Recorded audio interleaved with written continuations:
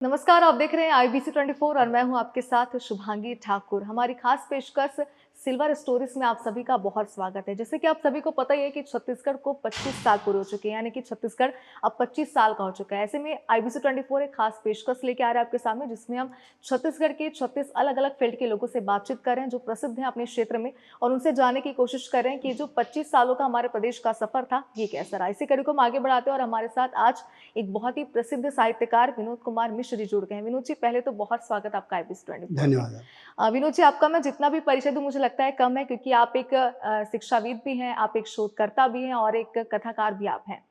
तो विनोद जी, पहले तो आपका IBC 24 में बहुत स्वागत है। विनोद जी, धन्यवाद। छत्तीसगढ़ हमारा 25 साल का पूरा हो चुका है, ऐसे में इस सफर को आप कैसे देखते हैं? 25 साल का सफ़र तो एक अच्छा ही सफ़र कहा जा सकता है। अविभाजित मध्य प्रदेश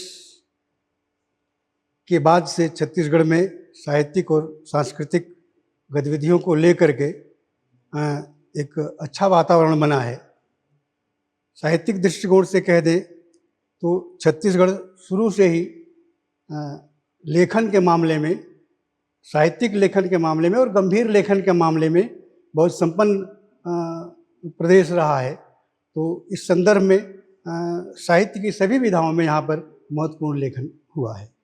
बिल्कुल विनोद जी, एक रचनाकार के रूप में अगर मैं बात करूं तो साहित्यिक या फिर सांस्कृतिक परिवर्तन की हम बात करें तो इसे आप इन वर्षों में कैसे देखते हैं? क्या ये सकारात्मक रहे, नकारात्मक रहे या उतार चढ़ाव भरे रहे थे? साहित्यिक जो परिवर्तन होते हैं वे सकारात्मक ही होते हैं। मूलतः इसमें जो नकारात्मकता की जो आप बात कह रही हैं, नकारात्मकता एक समय के बाद या एक स्तर के बाद उसका वजूद नहीं रह जाता। जो सकारात्मक चीज़ें हैं जिनका समाज में अपना एक महत्व होता है, जो सामाजिक अनुभवों से लैस होती हैं, वे अपनी सकारात्मकता के साथ हर समय मौजूद रहती हैं और वही स्थिति छत्तीसगढ़ में भी है। विनोद जी, गाइडेंस में आपसे लेना चाहती हूँ। सृजनात्मकता की अगर हम बात करें तो इसके लिए एक अनुकूल वातावरण प्रदेश में कैसे तैयार किया जा सकता है? आपको क्या लगता है, क्या प्रक्रिया होनी चाहिए, क्या स्टेप्स उठाने की जरूरत है? लेखन का मामला ऐसा है कि उसके लिए बहुत ज़्यादा तकनीकी तौर पर कुछ करने की बहुत आवश्यकता नहीं होती। लेखक मूलतः एक समाज में से निकल करके आता है और हमारा जो सामाजिक परिदृश्य है वह अगर बेहतर है, लेखक अपने समाज में एक बेहतर जीवन जी रहा है, वह निरंतर अपने आप को सामाजिक अनुभवों से समृद्ध कर रहा है, तो वह एक बेहतर रचना देने में सफल होगा और समर्थ होगा। बाकी दूसरी चीज़ों की, साधनों की और संसाधनों की मुझे लगता है उसे बहुत ज़रूरत नहीं होती। बिल्कुल विनोद जी, जैसे कि हम छत्तीसगढ़ की बात करें, क्योंकि हमारा छत्तीसगढ़ 25 सालों का हो चुका है। अगर इनकी परंपरा की बात करें, संस्कृति की बात करें तो ये वाकई में बेजोड़ है और इसमें मुझे लगता है कोई दो राहें नहीं है। हमारी परंपरा को सहेजने के लिए बहुत सारे प्रयास किए गए हैं इन दिनों, सरकार के द्वारा भी, आम जनता के द्वारा भी। इसे आप कैसे देखते हैं? प्रयासों का तो स्वागत ही किया जाना चाहिए। जहाँ तक साहित्यिक और सांस्कृतिक परिदृश्य की आप बात करें तो छत्तीसगढ़ उन प्रदेशों में से आता है जिसे अपने जिसके साहित्यिक संस्कार पर हम गौरव कर सकते हैं। आपको मालूम ही होगा कि जो हिंदी की पहली कहानी जिसे हम मानते हैं, टोकरी भर मिट्टी, उसके लेखक माधवराव सप्रे छत्तीसगढ़ को बिलोंग करते थे। आज विश्व साहित्य में, विश्व कविता में जो बहुत बड़े नाम हैं, गजानन माधव मुक्तिबोध और विनोद कुमार शुक्ल जैसे नाम, ये छत्तीसगढ़ में ही निवास करते थे। पद्मलाल पुन्नालाल बख्शी ने सरस्वती जैसी बड़ी पत्रिका का संपादन किया, तो यह सब भी हम सब के लिए गौरव का विषय है। हमारे यहाँ जो दिक्कत ये होती है कि हमारा जो हिंदी समाज है वह विस्मृतियों का समाज है, वह बहुत जल्द चीज़ों को भूल जाता है। जिन देवी प्रसाद वर्मा, बच्चू जांजगीरी ने यह स्थापित किया कि हिंदी की पहली कहानी के लेखक माधवराव सप्रे थे, आज देवी प्रसाद वर्मा, बच्चू जांजगीरी को कोई याद नहीं करता। आशय मेरा यह है कि अगर हम अपने इतिहास को याद रखेंगे, अपनी परंपराओं को याद रखेंगे, तभी हम भविष्य में कोई बहुत बेहतर काम करने की स्थिति में रहेंगे। बिल्कुल, निश्चित तौर पर विनोद जी, लेकिन एक बात ये भी है, क्योंकि अगर मैं साहित्य के क्षेत्र की बात करूँ, क्योंकि आप इसके हमारे साथ प्रसिद्ध साहित्यकार हमारे साथ जुड़े हैं, इसलिए ये सवाल आपसे लेना चाहती हूँ मैं। अगर हम छत्तीसगढ़ को देखें तो साहित्य के तौर पर क्या छत्तीसगढ़ पूरे देश में एक ब्रांड बन के सामने आया है साहित्य के क्षेत्र में? आपको क्या लगता है इसमें? साहित्य के तौर पर तो आप कह सकते हैं यहाँ पे ऐसे अनेक महत्वपूर्ण लेखक हुए जिन्होंने राष्ट्रीय परिदृश्य में छत्तीसगढ़ का नाम रोशन किया। विनोद कुमार शुक्ल का नाम तो है ही है, गजानन माधव मुक्तिबोध का मैंने भी जिक्र किया ही किया। गुलशेर खां सानी यहाँ पर थे जिन्होंने काला जल जैसा उपन्यास लिखा, वो ज्ञानपीठ जैसे जगहों पर गए। विश्वेश्वर नाम के एक बड़े लेखक हुआ करते थे जिन्हें शायद बहुत कम लोग जानते होंगे, पाटन के रहने वाले, जिन्होंने हिंदी साहित्य को बहुत विस्मृत कर देने वाली कहानियाँ दी।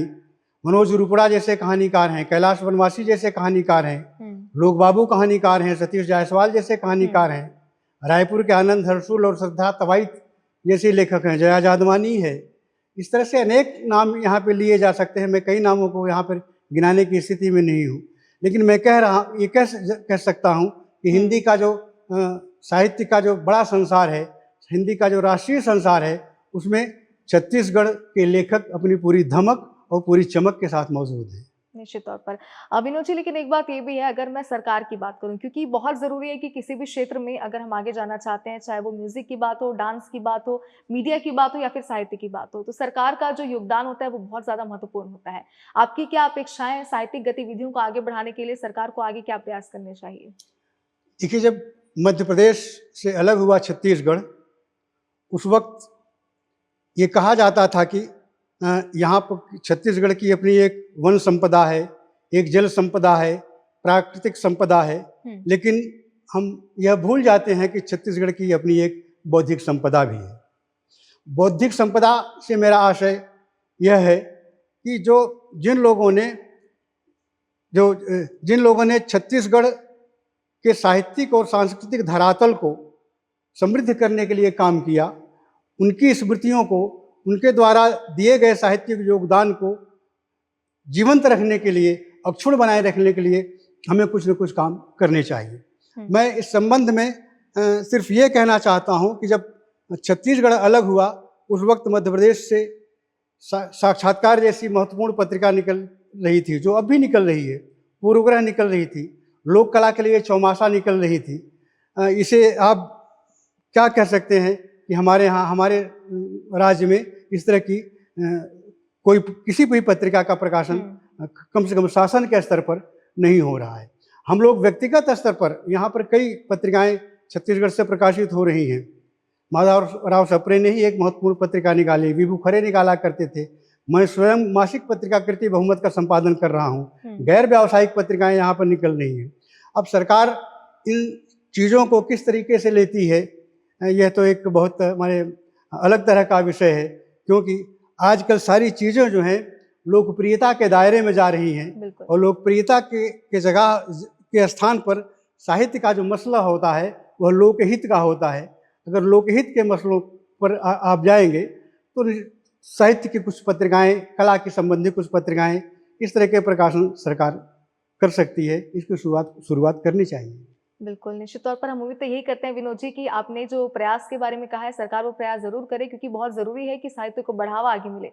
विनोद जी, ये तो बात हो गई सरकार की, लेकिन अगर मैं आम लोगों की बात करूँ, आम जनता की बात करूँ, तो इन इतने सालों में, क्योंकि आपने छत्तीसगढ़ को बहुत समय से देखा है, आप साहित्य के क्षेत्र में बहुत वर्षों से हैं, शायद हम गिन भी नहीं सकते, आपको इतना एक्सपीरियंस है इस फील्ड में, लेकिन आम लोगों में रुझान कितना बढ़ा है? क्या बीच में कोई ऐसा उतार चढ़ाव आए हैं जो आप देखते हैं कि लोगों में साहित्य को लेकर रुचि कम हुई या फिर और ज़्यादा हुई? ये कोई कालखंड ऐसा अछूता नहीं रहा जब ये सवाल सतह पर न आया हो। हम पिछली सदी के जो आखिरी वक्त थे, 7वें 8वें दशक का जो समय था, उस वक्त भी ये कहा जाता था कि साहित्य को लेकर के उतनी जागरूकता नहीं है। कि सवाल साहित्य को लेकर के जागरूकता जैसी कोई बहुत ज़रूरत नहीं होती। साहित्य के अपने पाठक हैं। अगर आप अच्छा साहित्य लिख रहे हैं तो आपको अच्छे पाठक मिलेंगे। अगर आप अच्छा साहित्य नहीं लिखेंगे तो आपको अच्छे पाठक नहीं मिलेंगे। मसला लेखकों की जिम्मेदारी का है। अगर लेखक बेहतर लिख रहा है तो पाठक आपके पास मौजूद हैं, पाठक आपको पढ़ने के लिए तैयार हैं, पाठक हैं हमारे पास। बिल्कुल, ये आपने बहुत अच्छी बात कही कि अगर आप एक अच्छा साहित्य लिख रहे हैं तो आपको एक अच्छे पाठक भी ज़रूर मिलेंगे। अभिनव जी, बहुत ज़रूरी है कि जो साहित्य है हमारे उनका दस्तावेजीकरण होना चाहिए। इसके लिए आपको क्या लगता है, क्या प्रयास होने चाहिए? क्या सुझाव आप देंगे इसके लिए? दस्तावेजीकरण तो माने साहित्य का काम ही एक डॉक्यूमेंटेशन का है ही है। साहित्य हुँ, तो एक तरह का डॉक्यूमेंटेशन ही है। हुँ, अब डॉक्यूमेंटेशन को आप अगर किस रूप में देखना चाहते हैं कि जैसे एक लेखक है, वह कविताएं लिख रहा है, वो अच्छी कविताएं लिख रहा है, तो उसको प्रकाशन के लिए क्या व्यवस्था है आपके पास? हुँ, तो जो प्राइवेट स्तर पर जो प्रकाशक हैं, मैं उनके बारे में तो बहुत टिप्पणी करना नहीं चाहता, लेकिन ये है कि क्या शासन के अंदर या इस तरीके की जो संस्थाएं हैं उनके अंदर ऐसे लोग होने चाहिए जो अच्छे साहित्य की पहचान करें और उनके प्रकाशन के लिए उन लेखकों को प्रोत्साहित करें सीधे सीधे। बिल्कुल। विनोद जी, अगर मैं छत्तीसगढ़ की बात करूँ हमारे प्रदेश की, तो कोई भी ऐसी एक अनूठी अनूठी चीज़ जो है वो हम आपसे समझना चाहते हैं जो आपको अलग से प्रिय हो, चाहे फिर वो लोक चीज़ों की बात करें या फिर हमारी परंपरा की बात करें, तो आप ज़रा बताइए? छत्तीसगढ़ का जो समाज है, हुँ, इसे आप मूलतः आंचलिक या ग्रामीण समाज ही कह सकती हैं।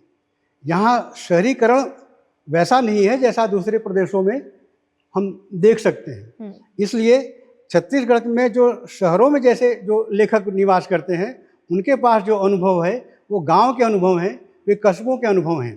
वो चाहे एकांत श्रीवास्तव जैसा महत्वपूर्ण कवि हो, चाहे विनोद कुमार शुक्ल हों या दूसरे कवि हों। हुँ, तो इस संदर्भ में यह देखा जाना चाहिए कि जो ग्रामीण अनुभव हैं और वो जो या जो कस्बाई अनुभव हैं, हुँ, वे हमारे समाज से किस तरह से संपृक्त हैं या हुँ। उनकी कितनी उनके जीवन की कितनी चिंताएं उसके लेखन में आ रही हैं। बिल्कुल, विनोद जी, हमारे प्रदेश का जो बौद्धिक वर्ग है, जिस वर्ग की मैं बात कर रही हूँ और हमने उसके बारे में पहले भी बातचीत की है, आपको क्या लगता है वो वर्ग प्रदेश को आगे बढ़ाने में अपनी क्या भूमिका निभा सकता है और कैसे? प्रदेश को बौद्धिक रूप से संपन्न करने में तो लेखकों की या बौद्धिक समाज की तो अपनी भूमिका बनती ही बनती है। इसमें तो कहीं कोई बात नहीं है, इससे तो इनकार किया ही नहीं जा सकता। सवाल सिर्फ यह होता है कि बौद्धिकता का जो मसला है वह किस स्तर पर आप उस बौद्धिकता को ले जाते हैं। यहाँ उसका एक सामान्यीकरण करना चाहते हैं या उसके अंदर कोई क्लासिक चीज़, कोई शास्त्रीयता को आप इंगित करने की स्थिति में हैं। मुझे लगता है कि बौद्धिकता के लिए एक जो शास्त्रीय किस्म का जो लेखन होता है, हुँ। जिसकी अपनी गुणवत्ता हो, वही समाज में बहुत दिन तक जीवित रहेगा। उसी का महत्व होता है।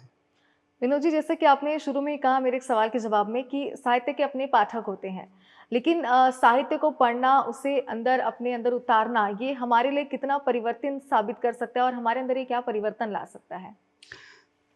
साहित्य मूलतः एक समाज को और एक व्यक्ति को संवेदनशील बनाता है।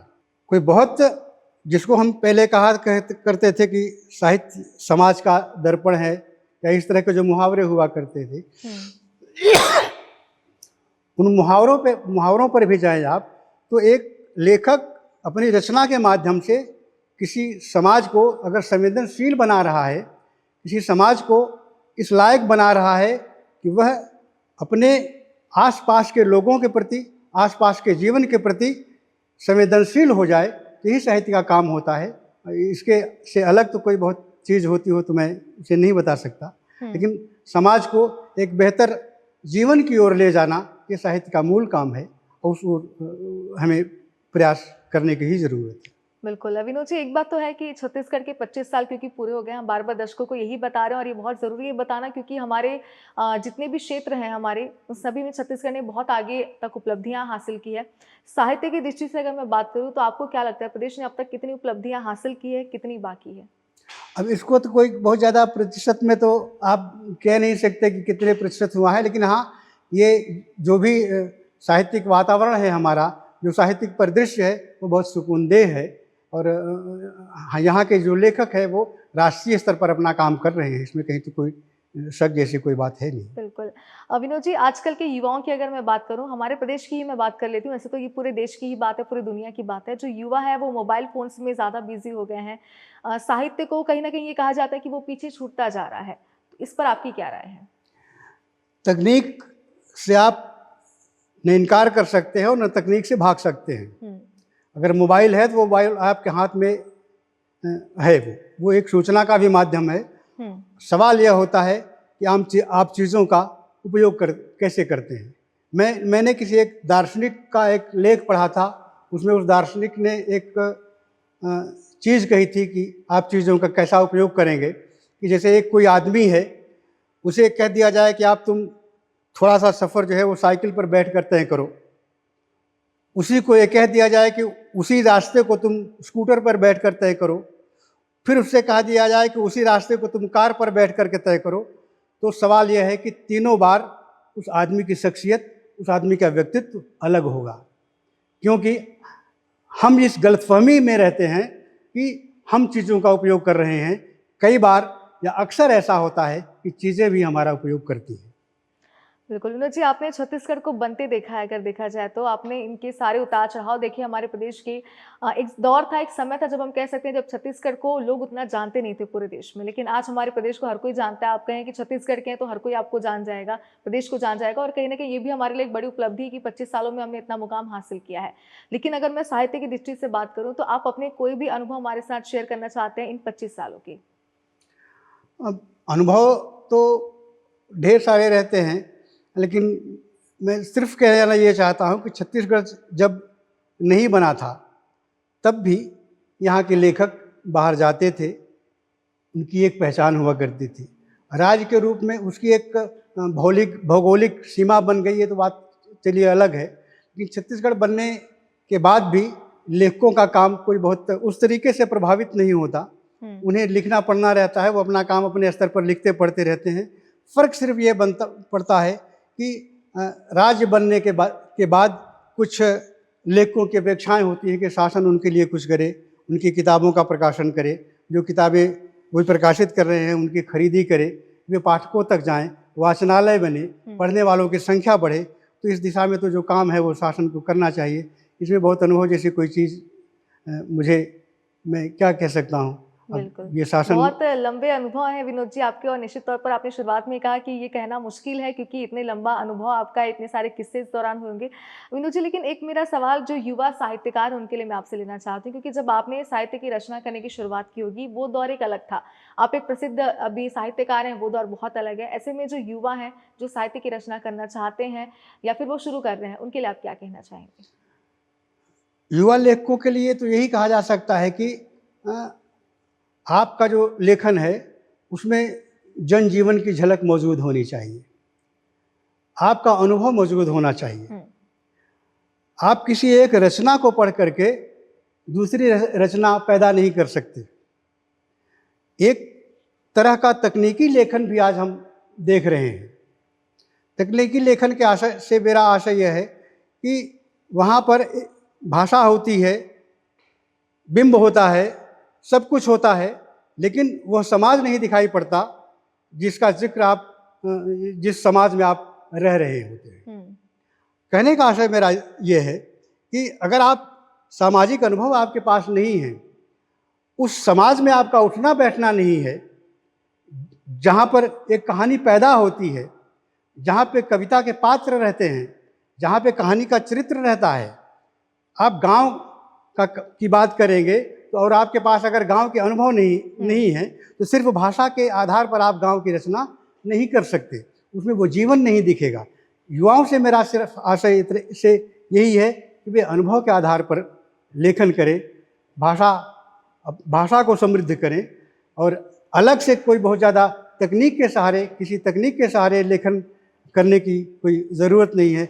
अब तो ये समय आ गया है कि हम देखते हैं कि लेखन के विद्यालय खुल गए हैं, कोई लेखन के स्कूल खुल गए हैं, कोई लेखन सिखाने के लिए कह रहा है कि हम 30 महीने में लेखक बना देंगे। तो इस तरह की चीज़ें न हो तो लेखक जो है वो समाज के अंदर पैदा होता है। आप समाज में रहेंगे तो एक बेहतर लेखक के रूप में आप काम कर पाएंगे। बिल्कुल विनोद जी, एक बात ये भी है क्योंकि हमने ये देखा भी है, सुना भी है काफ़ी ज़्यादा इस बारे में कि साहित्य को पढ़ना, साहित्य को समझना और साहित्य को अपने अंदर उतारना, ये तीनों चीज़ें बहुत अलग है। लेकिन कैसे?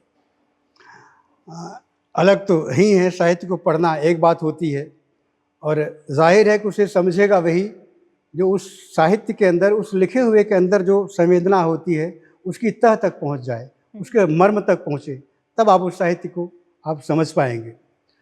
और उसको जीवन में उतारना माने आप एक पात्र के रूप में तो इस समाज में नहीं जी सकते। उसका आशय यह है कि एक रचना क्या संदेश दे रही है, उस संदेश को आप समझ लें और उसको जीवन में उतार लें। बस इतना ही आप कर सकते हैं, इससे अधिक तो कुछ भी नहीं कर सकते। बिल्कुल विनोद जी, जैसे कि हमने शुरुआत में कहा था कि हमारे छत्तीसगढ़ को 25 साल पूरे हो चुके हैं। ऐसे में एक आखिरी सवाल मैं आपसे लेना चाहती हूँ, हमारे प्रदेश के लिए साहित्य के क्षेत्र को तो अलग बात है, लेकिन पूरे प्रदेश के लिए आप क्या कहना चाहेंगे हमारे दर्शकों से? दर्शकों से तो मैं इतना ही कहूँगा कि वे अच्छा साहित्य पढ़ें, अच्छे साहित्य की ओर उन्मुख हों। आपका जो पारंपरिक लेखन है, आपके सभी विधाओं में यहाँ पर जो साहित्य की जो बहुत पुष्ट परंपरा रही है, उन लेखकों को जाने समझें, उनके साहित्य को पढ़ें। और अच्छे साहित्य को पढ़ने से का आशय यह भी है कि वे खराब साहित्य से दूर रहें। बिल्कुल, ये बहुत ज़रूरी है, आपने मुझे लगता है कि जानकारी भी दर्शकों को दी। और विनोद जी, बहुत अच्छा लगा हमें आपसे बातचीत करके। साहित्य को हमने पूरी तरीके से समझने की आपसे कोशिश की है और उम्मीद तो यही करते हैं कि साहित्य के क्षेत्र में भी हमारा प्रदेश बहुत आगे रहे, बहुत सारी उपलब्धियाँ हासिल करे जो अभी बाकी भी है। बहुत शुक्रिया विनोद जी, एक बार फिर से हमसे बातचीत की। धन्यवाद। और इसी के साथ हमारी खास पेशकश में फिलहाल इतना ही, लेकिन आप देखते रहिए IBC 24। नमस्कार।